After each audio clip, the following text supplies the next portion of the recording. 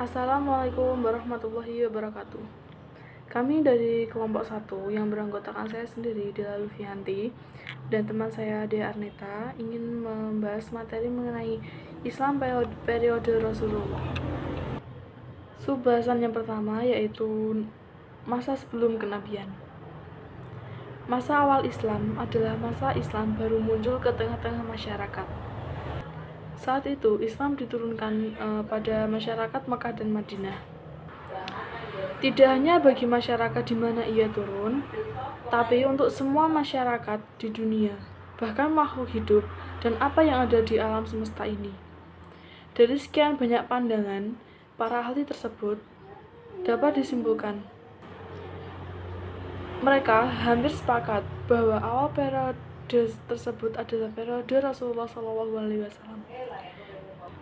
Rasulullah SAW lahir pada tahun Gajah, bertepatan Agustus 570 Masehi, dan wafatnya pada 8 Juni 632 Masehi.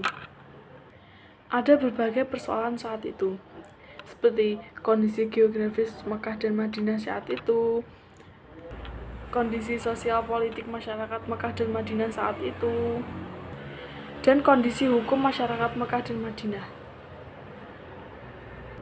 Terdapat banyak pro kontra yang terjadi pada masa itu.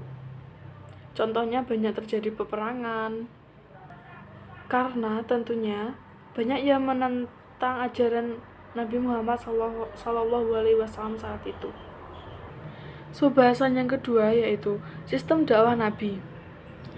Bentuk-bentuk strategi dakwah pada masa itu adalah strategi sentimental, strategi rasional, dan strategi indrawi.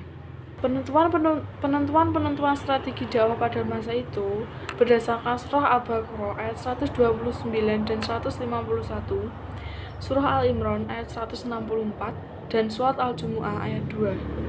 Ayat-ayat tersebut mengisyaratkan dua strategi dakwah, yaitu strategi tilawah dan strategi tazkiyah, serta unsur-unsur dalam dakwah yang meliputi dai, mad'u, thariqah, madah, dan wasilah. Subbahasan selanjutnya akan dijelaskan oleh teman saya yang bernama Dea Arneta. Pembahasan yang ketiga yaitu model kepemimpinan Rasulullah SAW. Terdapat banyak model kepemimpinan yang diterapkan oleh Rasulullah SAW. Di antaranya yaitu yang pertama, kepemimpinan partisipatif atau pendelegasian.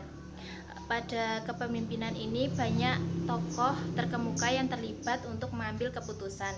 Kemudian yang kedua yaitu kepemimpinan karismatik. Pada kepemimpinan karismatik memiliki berbagai ciri-ciri. Yang pertama yaitu percaya diri, lalu memiliki visi, mampu mengungkapkan visi dengan jelas, memiliki keyakinan yang kuat, dan peka terhadap lingkungan. Kemudian yang ketiga yaitu kepemimpinan transformasional. Kepemimpinan transformasional ini sendiri memiliki definisi yaitu seorang pemimpin yang mampu mempengaruhi atau mengarahkan bawahannya secara efektif. Pembahasan yang terakhir adalah peradaban di masa Rasulullah SAW. Terdapat dua fase di masa Rasulullah, yaitu fase Mekah dan fase Madinah. Fase Mekah sendiri terdapat dua sistem dakwah, yaitu yang pertama dakwah secara sembunyi-sembunyi, yang kedua sistem dakwah secara terang-terangan. Kemudian pada fase Madinah sendiri memiliki visi dan misi, yaitu diantaranya pembentukan sistem kemasyarakatan, yang kedua penyatuan persaudaraan antara kaum muhajirin dan kaum ansor, kesepakatan untuk saling membantu antara kaum muslim dan kaum non-muslim, kemudian peletakan asas-asas politik, sosial, dan ekonomi, dan lain sebagainya. Sekian presentasi singkat dari kami. Jika ada kurang lebihnya, kami mohon maaf yang sebesar-besarnya. Akhiran wabillahi taufik wal hidayah waridho wal inayah. Wassalamualaikum warahmatullahi wabarakatuh.